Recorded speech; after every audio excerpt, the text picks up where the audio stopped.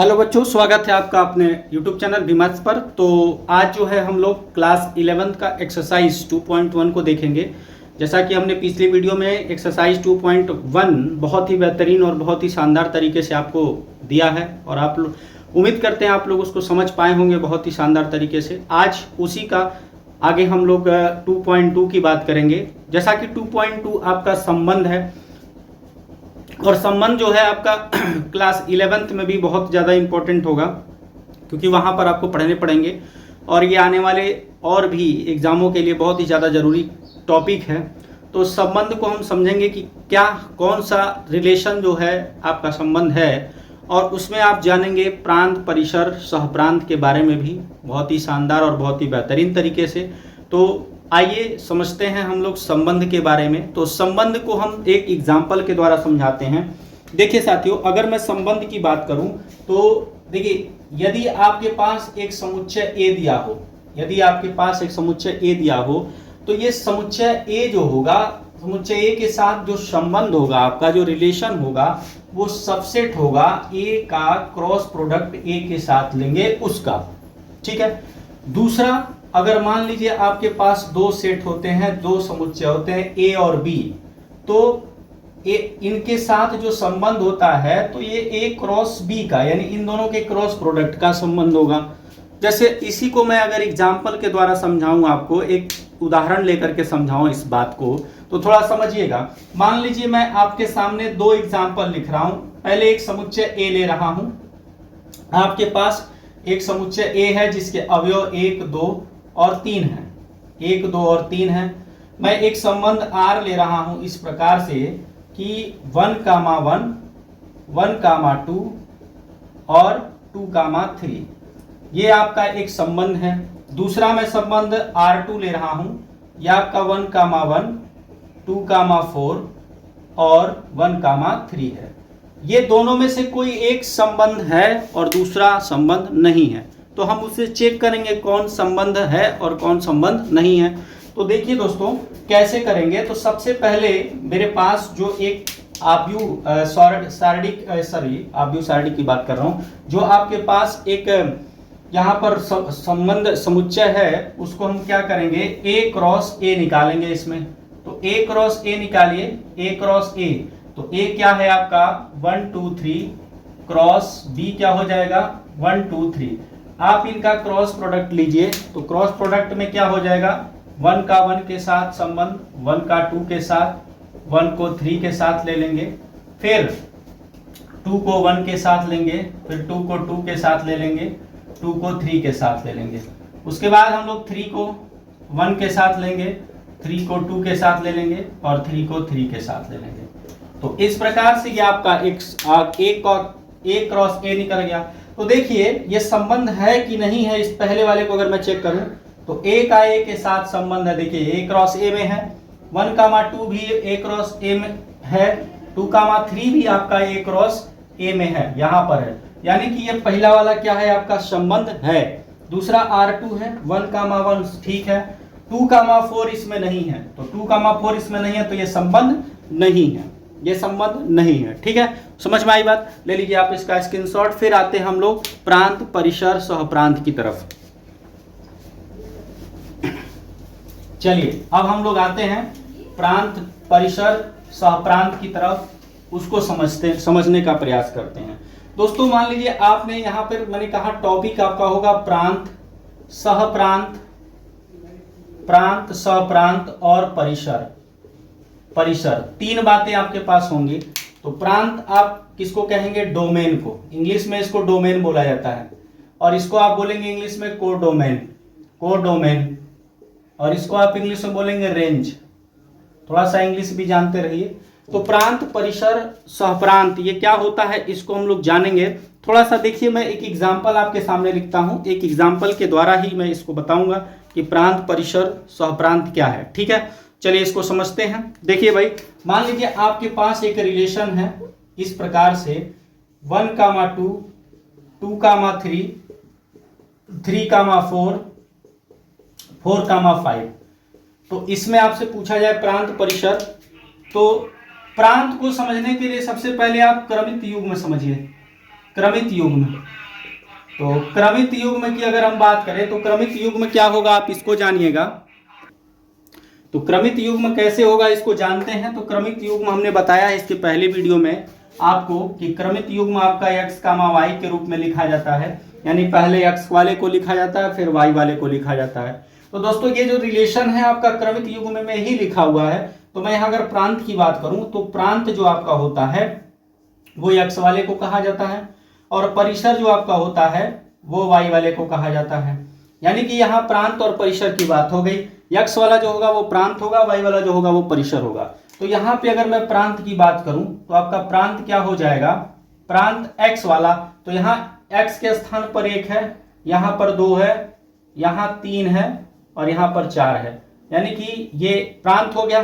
परिसर की अगर बात किया जाए तो परिसर आपका क्या हो जाएगा दोस्तों, तो परिसर आपका y के स्थान पर 2 है और यहाँ पर 3 है, यहाँ 4 है और यहाँ पर 5 है, यानी कि ये प्रांत और परिसर की बात हो गई।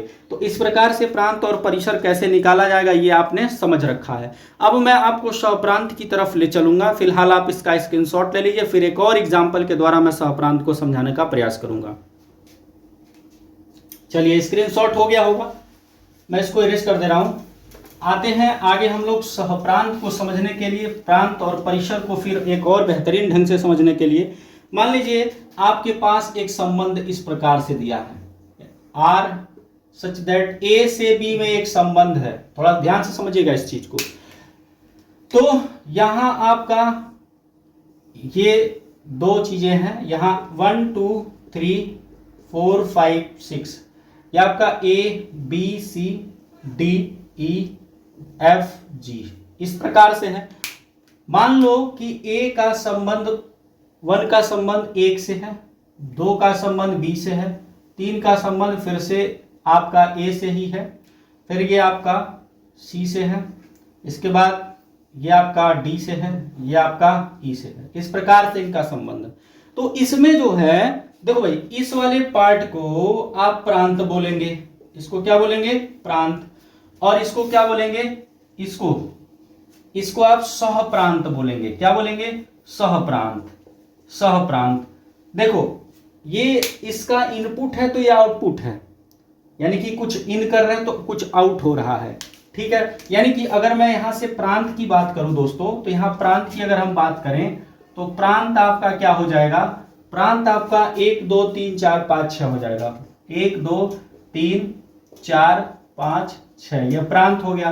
मैं परिसर की बात करूं तो परिसर आपका क्या होगा ये समझिएगा। 1 का जिसके साथ संबंध होगा वो परिसर होगा। तो देखो 1 का संबंध ए के साथ है तो ए आपका परिसर हो गया, 2 का संबंध बी के साथ है, बी आपका परिसर हो गया, 3 का संबंध ए के साथ है तो ए हमने लिख दिया है, 4 का संबंध सी के साथ है तो सी आपका परिसर हो गया, 5 का संबंध डी के साथ है, डी आपका परिसर हो गया, 6 का संबंध ई के साथ है तो ई आपका परिसर हो गया, यानी कि ये आपका परिसर हो गया। ठीक है, सहप्रांत की अगर बात किया जाए, सहप्रांत यानी कोडोमेन, तो सहप्रांत की अगर हम बात करें दोस्तों तो ये इस वाले पूरे पार्ट के जो एलिमेंट होते हैं वो सहप्रांत होते हैं। यानी कि सहप्रांत क्या हो जाएगा, A B C D E F G और एच, ये आपका पूरा क्या हो जाएगा, सहप्रांत। तो इस प्रकार से प्रांत, सहप्रांत और परिसर को हमने बहुत ही बेहतरीन ढंग से जान लिया है। आइए अब हम लोग चलते हैं एक्सरसाइज 2.2 की तरफ। जितने भी क्वेश्चन होंगे उनको बहुत ही बेहतरीन और बहुत ही शानदार ढंग से समझने का प्रयास करेंगे। अगर आपको वीडियो पसंद आ रही है तो लाइक शेयर और सब्सक्राइब जरूर कीजिएगा। चलिए देखते हैं 2.2 को, इसका स्क्रीनशॉट ले लीजिए।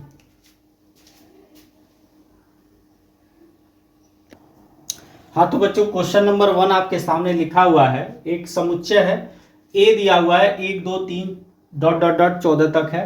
तो कह रहा है आर जो है एक संबंध, एक रिलेशन दिया हुआ आपका x, y, ये क्रमित युग में लिखना है, पहले x को फिर y को, x, y such that 3x - y बराबर 0 है। एक इक्वेशन दिया हुआ है जहां x, y belongs to a, यानी कि अगर आप x का भी मान लोगे ना तो वो a में संबंधित होगा, y का भी मान कहां संबंधित होगा, a से। यानी कि अगर आप इसमें x और y का मान रखोगे तो वो a से ही होना चाहिए। ठीक है, तो उसके लिए आपका a से a का एक संबंध r आपको लिखना है सबसे पहले, और संबंध r लिखने के बाद इसके प्रांत, परिसर और सहप्रांत बताने हैं। तो चलिए सबसे पहले हम संबंध आर को लिखेंगे और किस प्रकार से लिखेंगे इसको समझिए। आर आपका संबंध लिखना है तो देखो भाई, इसको थोड़ा सा मैं x कामा वाई आपको लिखना है सच दैट, मैं यहां से ये कह रहा हूं कि अगर आप 3x बराबर y को इधर कर लीजिए तो बराबर में y हो गया, ठीक है, बराबर में y हो गया। अब आप यहां से रिलेशन बनाइए, रिलेशन आप बनाओगे तो बताओ अगर x की वैल्यू आप 1 रखते हैं, यहां पर बात को समझिएगा, अगर आप यहां से 1 को उठाते हैं x के स्थान पर रखते हैं, 1 को उठाते हैं x के स्थान पर रखते हैं तो y का मान कितना आएगा, 3 आएगा। यहाँ 3 गुणे 1 करोगे तो 3 आएगा y का मान, y 3 के बराबर हो जाएगा। यानी कि दोस्तों x के स्थान पर 1 रखने से, x के स्थान पर 1 रख दिए, y का मान क्या आ रहा है, 3 आ रहा है, ठीक है। x के स्थान पर 1 रखने से y का मान किसके बराबर आ रहा है, 3 के, तो x के स्थान पर x रख दिए तो y का मान कितना आ गया, 3 आ गया। बात क्लियर है, कोई दिक्कत नहीं। दूसरा, अगर आप x के स्थान पर 2 रखोगे, x के स्थान पर 2, तो यहां 2 रखो तो y का मान 6 हो जाएगा, कितना हो जाएगा, 6 हो जाएगा। अगर आप x के स्थान पर 3 रखोगे तो y का मान 9 हो जाएगा। अगर आप x की जगह 4 रखोगे तो y का मान कितना हो जाएगा, 12 हो जाएगा, ठीक है। अगर आप x की जगह 5 रखोगे तो y का मान कितना हो जाएगा, 15 हो जाएगा। बात को समझना, क्या ये पॉसिबल है, बिल्कुल नहीं। क्यों नहीं पॉसिबल है, क्योंकि बोला है x और y आप ऐसे मानों को लेंगे कि x भी a में हो और y भी a में हो, तो यहाँ y देखिए 15 आ गया है, क्या y a में है, a में आपका 1 से 14 तक ही है, यानी कि आपका 15 एक्स्ट्रा जा रहा है, y a से बाहर जा रहा है, तो ये संबंध आपका पॉसिबल नहीं है। तो आप केवल और केवल x बराबर 4 तक ही लेंगे, यहीं तक आपका एक संबंध होगा। तो इस प्रकार से आर ए का ए से आर में एक संबंध हमने लिख दिया, कोई दिक्कत नहीं है। फिर अब इसमें आपको क्या बताना है, अब आपको इसमें प्रांत बताने हैं, परिसर बताने हैं। तो देखिए प्रांत क्या होगा, प्रांत की बात करते हैं तो प्रांत आपका क्या होगा, तो प्रांत हमने बोला है आपको कि प्रांत जो होता है वो x वाले स्थान पर जो वैल्यूज होता है, यानी कि पहले नंबर पर जो वैल्यू होता है वो प्रांत होता है, और दूसरे नंबर सेकंड यानी कि y वाले स्थान पर जो वैल्यूज आता है वो क्या होता है, परिसर होता है। बात समझ में आया, तो चलिए उसको हम लोग देखते हैं कि प्रांत परिसर की बात कैसे करेंगे, इस चीज को समझते हैं, ठीक है। तो चलिए भाई प्रांत की बात करते हैं। तो प्रांत आपका क्या हो जाएगा, इसको समझते हैं। तो प्रांत क्या हमने बताया, प्रांत आपका x वाला हो जाएगा और परिसर आपका y वाला हो जाएगा। देखिए समझते हैं इसको। प्रांत की बात करते हैं तो प्रांत आपका x पर 1 है, 2 है, यहाँ 3 है और यहाँ पर 4 है। तो इस प्रकार से दोस्तों ये प्रांत हो गया। परिसर की बात करें तो परिसर आपका क्या हो जाएगा, परिसर आपका y वाला होगा, तो यहाँ 3 हो जाएगा, 6 हो जाएगा, 9 हो जाएगा, 12 हो जाएगा। तो ये आपका क्या हो गया, परिसर हो गया। दूसरी चीज आपसे सहप्रांत पूछा जा रहा है कि सहप्रांत क्या होगा, तो सहप्रांत को यहाँ पे समझ लेते हैं, क्योंकि सहप्रांत हमने जो है आपको फिगर के माध्यम से बताया था, तो मैच करा के बताया था, इसके पहले अभी देखे थे। यहां से सहप्रांत अगर मैं बताऊं आपको तो सहप्रांत क्या हो जाएगा, इसको देखो, यहां पे मैं सहप्रांत लिखता हूं, सहप्रांत, सहप्रांत आपका क्या हो जाएगा, तो भाई देखो सहप्रांत जितने भी वैल्यूज होते हैं वो सभी सहप्रांत होते हैं। जैसे देखो यहाँ 1 से 14 तक है ना, तो 1 2 3 4 5 6 7 8 9 10 11 12 13 14, ये 14 तक आपका क्या हो गया, सहप्रांत हो गया। बात क्लियर है। प्रांत आपका केवल जो x पर था वो हो गया, परिसर आपका जो केवल y के स्थान पर था वो हो गया, सहप्रांत आपका जितने भी वैल्यूज दिया रहेगा वो सहप्रांत हो जाएगा। तो इस तरह से प्रांत, परिसर और सहप्रांत हम लोगों ने क्वेश्चन नंबर फर्स्ट में बहुत ही बेहतरीन तरीके से समझा। अगर आपको पसंद आ रहा है वीडियो तो लाइक शेयर और सब्सक्राइब जरूर कीजिएगा। आते हैं क्वेश्चन नंबर 2 पर, आप इसका स्क्रीनशॉट ले लीजिए।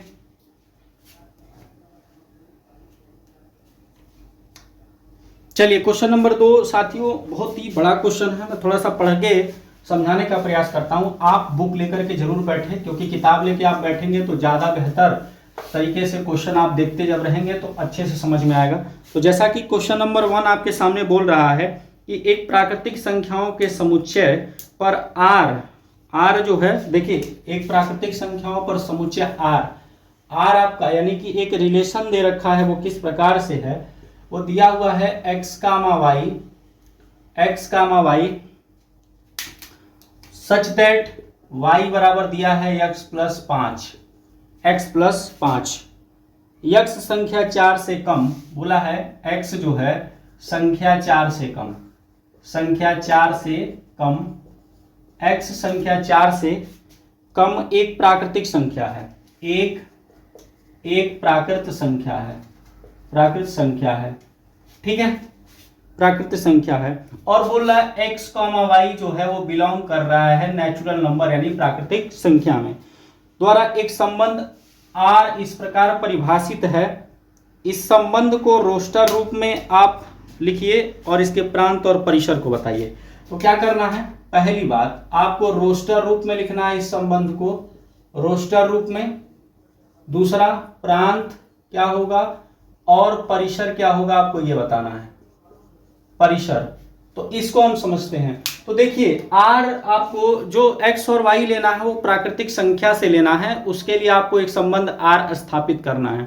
तो देखो दोस्तों मैं R क्या लिखता हूं, R क्या हो जाएगा आपका, देखो अगर आप देखो भाई यहां पे अगर आप x के स्थान पर 1 रखते हो, x के स्थान पर 1 रखते हो तो y का मान क्या मिलेगा, 1 प्लस 5 यानी 6 मिलेगा।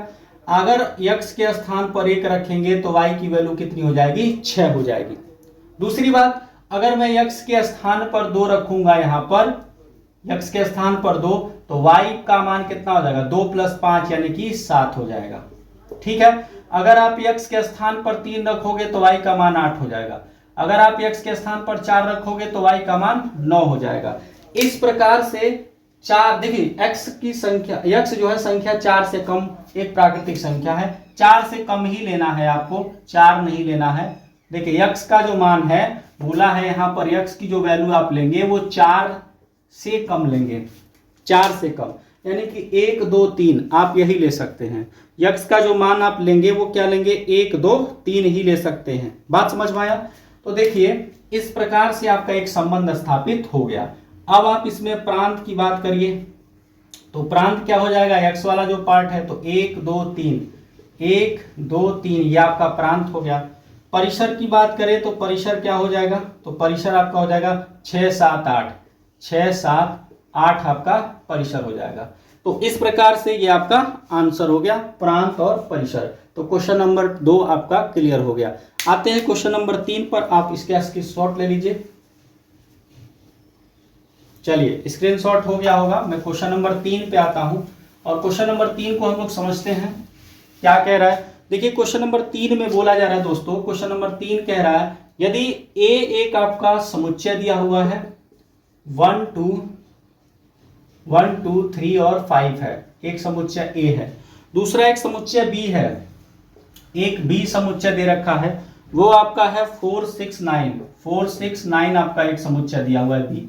बोला जा रहा है कि A से B में एक संबंध R इस प्रकार स्थापित करना है। देखिए एक संबंध R इस प्रकार है कि x comma y such that x और y का अंतर विषम है, x और y का अंतर विषम है, ठीक है, द्वारा परिभाषित। और कह रहा है x बिलोंग्स टू a और y। देखिए ऐसा लेना है कि x को आपको a से लेना है और y को आपको समुच्चय b से लेना है, ठीक। तो इसको आपको रोस्टर रूप में लिखना है, इसमें लिखना है रोस्टर रूप में आपको लिखना है। सवाल यही है, देखिए प्रश्न मैं लिख नहीं रहा हूं, मैं जो रिक्वायर है मुझे इस सवाल को करने के लिए मैं वही चीज लिख रहा हूं, क्योंकि क्वेश्चन बड़ा है, लिखने में टाइम लगता है, आप बुक जरूर लेकर के बैठें। तो कह रहा है यदि a एक समुच्चय है और b एक दूसरा समुच्चय है तो a से b में एक संबंध r इस प्रकार स्थापित करना है कि x comma y such that x और y का अंतर विषम हो और x जो है a से संबंध रखता हो, y जो है b से संबंध रखता हो। तो इसको आपको रोस्टर रूप में लिखना है, इसको क्या करना है, रोस्टर रूप में लिखना है। चलिए भाई लिखते हैं, एक संबंध r हम स्थापित करते हैं। देखो अगर मैं x को कहां से लेना है, समुच्चय a से लेना है, क्योंकि बोला है x बिलोंग्स टू a। और y को कहां से लेना है, आपको समुच्चय b से लेना है, क्योंकि बोला है y बिलोंग्स टू b। और ऐसा लेना है कि अगर x और y का हम अंतर लें, यानी x को y से घटाएं या y को x से घटाएं, तो वो विषम संख्या प्राप्त होना चाहिए। ठीक है, तो चलिए अगर मैं संबंध की बात करूं, मान लो मैं x से 1 को उठाता हूं तो y के स्थान को b से, यानी y को b से उठाना पड़ेगा। तो b से मैं क्या उठाऊं, तो b से मैं 4 उठाऊंगा, 1,4। इन दोनों का जब अंतर लेंगे तो 3 प्राप्त होगा, और 3 विषम संख्या है कि नहीं है? वेरी गुड, बिल्कुल अच्छे तरीके से समझ में आ रहा है आपको। फिर अगर x से 2 उठाते हैं, 1 को ही उठाइए, मान लीजिए x से 1 को समुच्चय a से x का मान 1 लिया, तो समुच्चय b से y का मान अब हमको क्या लेना पड़ेगा? मान लो मैं 6 लेता हूं तो 6 ले लिया। अब इन दोनों का अंतर 5 प्राप्त होगा, यानी विषम है। मान लो अगर मैं यहां से 1 लेता हूं x के मान के लिए और y के मान को यहां से 9 लेता हूं, तो क्या ये दोनों का अंतर विषम आएगा? बिल्कुल नहीं आएगा। 9 और 1 का अंतर आपका 8 आ जाएगा, जो कि सम है, इसीलिए इसको नहीं लेंगे, यानी ये खत्म हो जाएगा। फिर आप अगर x के स्थान पर 2 लिखते हो तो y के स्थान पर यहां से अगर 4 को लोगे तो ये भी नहीं होगा, क्योंकि इन दोनों का अंतर आपका विषम नहीं आएगा। फिर आप यहां से 2 को ले लो, 2 को लोगे तो यहाँ 6 को लोगे तब भी विषम नहीं आएगा। यानी कि आप अगर 9 को ले लीजिए, इन दोनों का अंतर कितना आ जाएगा? विषम आ जाएगा। फिर यहां से आप x के स्थान से 3 ले लीजिए, 3 यहाँ 4 ले लीजिए, अंतर आपका विषम आएगा। फिर यहाँ पर 3 ले लेंगे और फिर 6 को ले लेंगे, विषम आएगा। 3 और 9 को नहीं लेंगे क्योंकि विषम नहीं आएगा।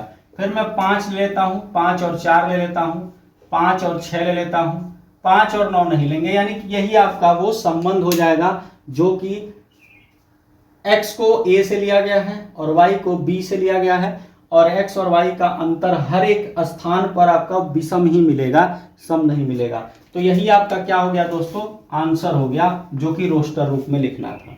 ठीक है, चलिए बेहतरीन तरीके से हम लोगों ने इसको जान लिया है। क्वेश्चन नंबर 4 की तरफ चलते हैं, आप इसका स्क्रीनशॉट ले लीजिए। चलिए हो क्या होगा, क्वेश्चन नंबर 4 को हम लोग देखेंगे और समझेंगे। देखिए बहुत ही शानदार और बहुत ही बेहतरीन तरीके से ये सेशन चल रहा है। आपको वीडियो अगर पसंद आ रही है तो लाइक, शेयर और सब्सक्राइब जरूर कीजिएगा। देखिए कह रहा है दी हुई आकृति समुच्चय P से Q का एक संबंध दर्शाती है। देखिए एक आकृति दिया हुआ है क्वेश्चन नंबर 4 में, एक आकृति है इस प्रकार से। आप अगर बुक साथ में लेके बैठे हो तो देखने को मिलेगा, ये P है और ये Q है। ठीक है, तो कह रहा है दी हुई आकृति समुच्चय P से Q का एक संबंध दर्शाती है। इस संबंध को समुच्चय निर्माण रूप में और रोस्टर रूप में लिखना है, और इसके प्रांत और परिसर क्या होंगे आपको ये भी बताना है। इसके प्रांत और परिसर क्या होंगे ये भी बताना है। तो देखो भाई, इसमें 5 दिया हुआ है, फिर 6 दिया हुआ है और 7 दिया हुआ है, 5, 6, 7, और यहाँ पर आपका 3, 4 और 5 है। बोला जा रहा है कि 5 का संबंध जो है आपका 3 से है। 5 का जो संबंध है आपका किससे है? 3 से। ठीक है ना, 5 का संबंध आपका 3 से है। उसके बाद 6 का संबंध आपका 4 से है, और 7 का संबंध आपका 5 से है। इस प्रकार से है। तो इस बात को वो बोल रहा है कि आप समुच्चय निर्माण रूप में लिखिए, रोस्टर रूप में लिखिए, और इसके प्रांत और परिसर बताना है। तो समुच्चय निर्माण रूप पहले लिखते हैं। तो समुच्चय निर्माण रूप में, समुच्चय निर्माण रूप में कैसे लिखते हैं अगर आपको नहीं पता है तो आप जो है प्लेलिस्ट में जाइएगा, वहां पर हमारा जो है फर्स्ट वीडियो पड़ा हुआ है एक्सरसाइज 1.1, वहां हमने बहुत ही बेहतरीन तरीके से समझाया है कि किस प्रकार से समुच्चय निर्माण रूप और रोस्टर रूप में लिखा जाता है। चलिए यहाँ समझते हैं, समझने का प्रयास करेंगे। मान लीजिए एक R आपका एक समुच्चय, R एक का आपका संबंध है x, y सच दैट आप क्या लिखेंगे? देखो ये 5 और 3 है, 6 और 4 है, 7 और 5 है। इन दोनों में 2-2 का अंतर है। कितने का अंतर है? 2-2 का आपका अंतर है। ठीक है, तो 2-2 का अंतर है, तो यहाँ आप लिखेंगे y बराबर x माइनस 2, y बराबर x माइनस 2, जहां आप x का मान लेंगे x बराबर 5, 6 और 7 के लिए। ठीक है, देखो भाई ये आपका रोस्टर रूप हो गया। कैसे? देखो मिल रहा, अगर आप x की वैल्यू 5 रखते हो तो 5 में से 2 घटेगा तो y का मान 3 आएगा, जो कि 5 का 3 से संबंधित है। अगर आप यहाँ 6 रखोगे तो 6 में से 2 घटाओगे तो y का मान क्या आएगा, 4 आएगा बिल्कुल। अगर आप 7 रखोगे, 7 में से 2 घटाओगे तो 5 आएगा बिल्कुल। यानी कि आपका समुच्चय निर्माण रूप में हो गया। इसी को आपको रोस्टर रूप में लिखना है। तो रोस्टर रूप क्या हो जाएगा, नीचे दिख रहा है, एक बार कमेंट कीजिएगा आप लोग। तो चलिए दिख रहा है, मैं थोड़ा सा देख लिया, नीचे की दिख रहा है, रोस्टर रूप में लिखिए। तो रोस्टर रूप क्या हो जाएगा इसका, इसको अगर मैं रोस्टर रूप में लिखूं तो देखिए रोस्टर रूप में कैसे लिखेंगे, इसको समझने का प्रयास करते हैं। 5 का संबंध किससे है, 3 से, तो 5 का मान 3 हो गया। 6 का संबंध किससे है, 4 से, तो 6 का मान 4 हो गया। 7 का संबंध किससे है, 5 से, तो 7 का मान 5 हो गया। तो ये आपका हो गया साथियों रोस्टर रूप। बात करते हैं प्रांत और परिसर का। इसी में मैं थोड़ा ऊपर लिख देता हूं, यहां पर प्रांत और परिसर की बात करते हैं। तो प्रांत की बात करेंगे तो प्रांत आपका क्या हो जाएगा, प्रांत देखो 5 6 7, 5 6 7, तो यहाँ 5 6 7 आपका प्रांत हो गया। परिसर की बात करें तो परिसर क्या हो जाएगा, तो परिसर आपका y वाला होगा 3 4 और 5, ये आपका क्या हो गया, परिसर हो गया। तो इस प्रकार से प्रांत और परिसर हम लोगों ने क्वेश्चन नंबर 4 का अच्छी तरीके से समझ लिया। तो आई होप आपको ये समझ में आया होगा। अगर आया है तो स्क्रीनशॉट ले लीजिएगा। वीडियो पसंद आ रही है तो लाइक शेयर और सब्सक्राइब जरूर कीजिएगा। आते हैं क्वेश्चन नंबर 5 की तरफ, तुरंत स्क्रीनशॉट ले लीजिए। चलिए स्क्रीनशॉट आपका हो गया होगा। आते हैं क्वेश्चन नंबर 5 की तरफ, और बहुत ही शानदार और बहुत ही बेहतरीन तरीके से इसको समझने का हम लोग प्रयास करेंगे। क्वेश्चन नंबर 5 क्या है साथियों, क्वेश्चन नंबर 5 कह रहा, मान लीजिए कि A एक समुच्चय है, ठीक है, और R A पर A, B such that A, B belongs to A, संख्या A को यथावत विभाजित करती है। देखिए मैं लिखता हूं क्या क्या दिया हुआ है क्वेश्चन नंबर 5 के लिए। एक आपका समुच्चय A दिया हुआ है, वो क्या है, तो समुच्चय A है 1 2 3 4 6, 1 2 3 4 6, ये आपका एक सेट A है, ठीक है। कह रहा मान लीजिए कि R का A पर एक संबंध है, एक रिलेशन है R का, देखिए A, B such that A, B belongs to A, यानी A और B दोनों ही A से ही आएंगे। संख्या A जो होगा, संख्या A जो है संख्या B को यथावत, संख्या A जो है संख्या B को यथावत विभाजित करती है, ठीक है, विभाजित करती है। तो इस बात को आपको रोस्टर रूप में, R को रोस्टर रूप में लिखना है, फिर प्रांत ज्ञात करना है और परिसर ज्ञात करना है। तो समझते हैं, चलिए इसको R को हम लोग समझेंगे। इसके सॉल्यूशन की बात करें तो क्या हो जाएगा, संबंध R को देखो A और B आपको समुच्चय A से ही लेना है, लेकिन इस प्रकार लेना है कि संख्या A जो है संख्या B को पूरी तरीके से विभाजित कर दे, ठीक है, समझ में आई बात। A जो है B को विभाजित कर दे, आपको इस प्रकार से लेना है। चलो भाई, तो मान लो मैं A को और B को दोनों एक से ही लेना, तो 1, 1 ले सकते हैं, A के स्थान पर 1, B के स्थान पर 1, 1 को विभाजित कर देगा। फिर मैं ले लेता हूं 2, 2, 1 को पहले ले लो, 1 को 2 के साथ भी ले सकते हो, 1 2 को विभाजित करेगा, 1 3 को विभाजित करेगा, 1 4 को विभाजित करेगा, 1 6 को भी विभाजित करेगा, यानी 1 सभी को तो विभाजित करता है। फिर मैं 2 को ले लेता हूं, 2 को विभाजित करेगा, 2 आपका 4 को विभाजित करेगा, फिर 2 आपको 6 का विभाजित करेगा, ठीक है। फिर मैं 3 की बात करता हूं, 3 आपका 3 को विभाजित करेगा, फिर 3 आपको 6 को विभाजित करेगा। फिर मैं 4 की बात करता हूं तो 4 आपको खुद 4 को विभाजित करेगा। 6 की बात करें तो 6 खुद 6 को विभाजित करेगा। बात समझ में आई, कोई दिक्कत? तो इस प्रकार से ये आपका संबंध R स्थापित हो गया। इसमें पहला क्वेश्चन था ये। दूसरा कह रहा है प्रांत बताइए, इसमें क्या बताना है, प्रांत। तो प्रांत की बात करेंगे तो भाई x वाले स्थान पर जो भी चीजें हैं वो प्रांत होंगी। तो x वाले स्थान पर क्या है, 1 2 3 4 6, यह आपका x वाले स्थान पर है। 1 कई जगह एक आया है लेकिन लिखेंगे एक ही बार, तो 1 2 3 4 6 आपका प्रांत हो गया। परिसर की बात करें तो परिसर की बात किया जाए तो परिसर क्या है, 1 2 3 4 6 परिसर भी है, 1 2 3 4 6, 1 2 3, 4, 6 आपका परिसर भी हो जाएगा। यानी प्रांत और परिसर दोनों ही क्या होंगे, इसमें सेम होंगे। प्रांत और परिसर दोनों ही इसमें क्या होंगे, सेम होंगे। इस प्रकार से ये आपका आंसर हो जाएगा। ठीक है दोस्तों, इस प्रकार से ये आपका आंसर हो जाएगा। तो आप इसका ले लीजिए स्क्रीनशॉट, ले लीजिए इसका स्क्रीनशॉट।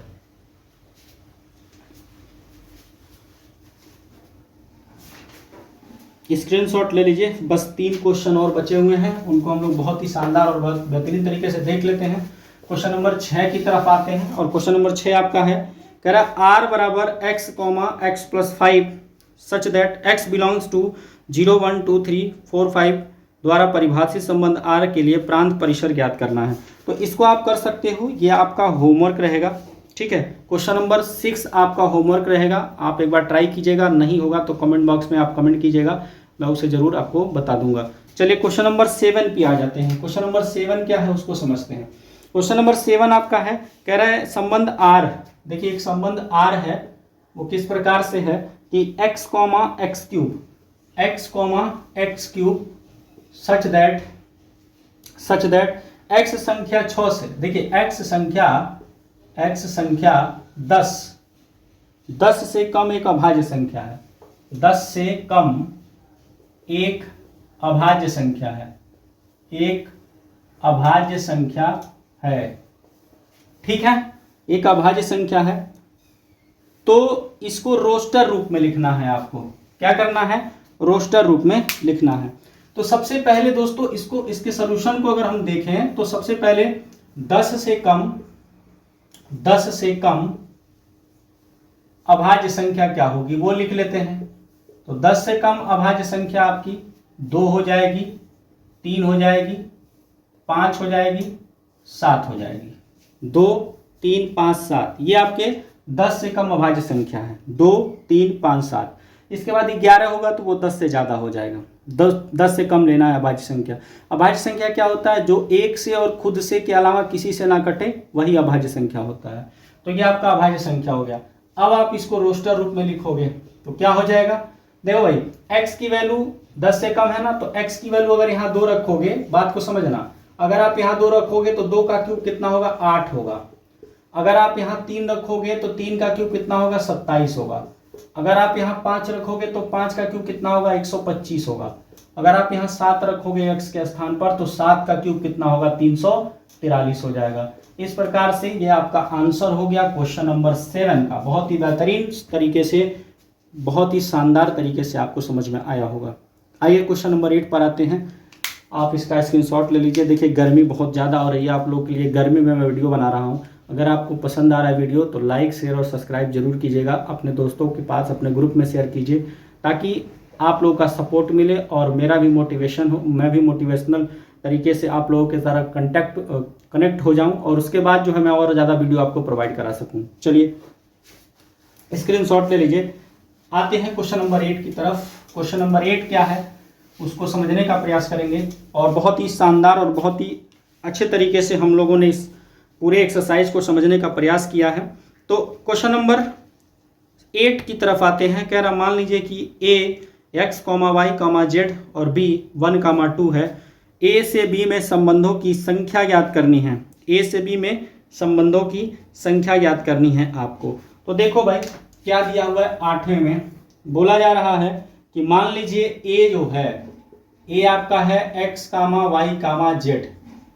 फिर कह रहा है b आपका है और b आपका है 1, 2। b आपका है 1, 2। तो बोल रहा है कि a से b के संबंधों की संख्या ज्ञात करनी है। a से b के बीच संबंधों की संख्या। तो a से b के बीच संबंधों की संख्या ज्ञात करनी है। तो इसको समझते हैं। तो सबसे पहले संबंधों की संख्या को निकालने के लिए आप a क्रॉस b निकाल लीजिए। क्या निकाल लीजिए, a क्रॉस b। a क्या है x, y, z cross b क्या है आपका 1, 2। तो ले लीजिए a क्रॉस b। तो x को 1 के साथ ले लेंगे, x, 1, x, 2। फिर यह हो जाएगा y, 1, y, 2। फिर आ जाएगा दोस्तों z, 1, z, 2। तो ये आपका एक संबंध स्थापित हो गया। तो बोला क्या जा रहा है, इसमें कुल ए से बी के संबंधों की संख्या बताने हैं। तो बताइए ये ए क्रॉस बी हो गया, यानी कि टोटल नंबर ऑफ टर्म अगर इसमें पूछा जाए एन ए क्रॉस बी, ये कितना है, तो कितने एलिमेंट हैं इसमें, 1 2 3 4 5 6, 6 है। तो कुल जो है संबंधों की संख्या पूछ रहा है, यानी कि संबंधों की कुल संख्या अगर बात करें तो संबंधों की कुल संख्या, संबंधों की कुल संख्या क्या हो जाएगी, तो 2 के पावर n होता है तो 2 के पावर 6 हो जाएगा, और 2 के पावर 6 का मतलब कितना होता है दोस्तों, 64 होता है। तो ये आपका क्या हो जाएगा, आंसर हो जाएगा क्वेश्चन नंबर 8 का। तो इस प्रकार से क्वेश्चन नंबर 8 हम लोगों ने जान लिया। आइए इस एक्सरसाइज का आज का लास्ट क्वेश्चन होगा क्वेश्चन नंबर 10, इसको समझते हैं। 9, क्वेश्चन नंबर 9, इसको इरेज कर देते हैं, स्क्रीनशॉट ले लीजिए। चलिए स्क्रीनशॉट हो गया होगा। आज का लास्ट क्वेश्चन होगा इस एक्सरसाइज का, एक्सरसाइज 2.2 का।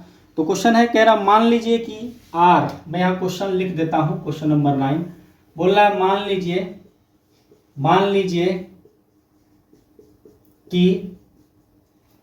कि आर जेड पर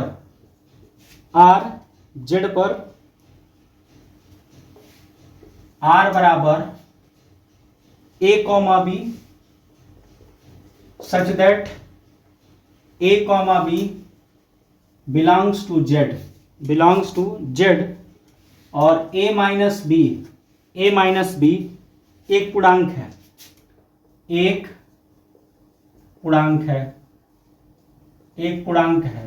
ठीक है।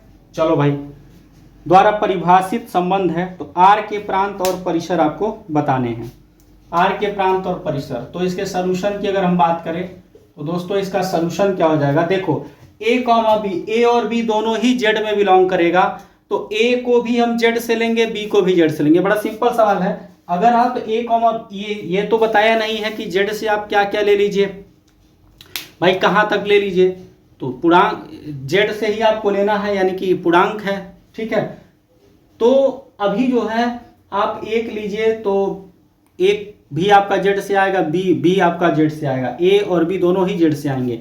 यानी आप यहां से कह सकते हैं कि प्रांत आपका क्या हो जाएगा, प्रांत आर, जो आपका प्रांत आर होगा वो आपका क्या हो जाएगा, जेड हो जाएगा, वो भी आपका जेड से आएगा, ठीक है। और परिसर की आप बात करें, प्रांत आपका जेड से होगा, परिसर अगर आप बात करें तो परिसर भी आपका जेड होगा। क्यों, क्योंकि ए और बी दोनों ही जेड से ही आएंगे, और कहां तक आएंगे ये नहीं पता, तो ए आप जितना भी वैल्यू लेंगे वो जेड से आएगा।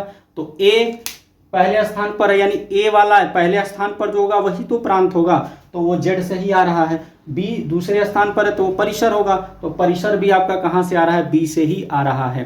तो इस प्रकार से आपका ये एक्सरसाइज पूरी तरीके से कंप्लीट होता है। दोस्तों अगर आपको वीडियो पसंद आ रही है तो लाइक शेयर और सब्सक्राइब जरूर कीजिएगा।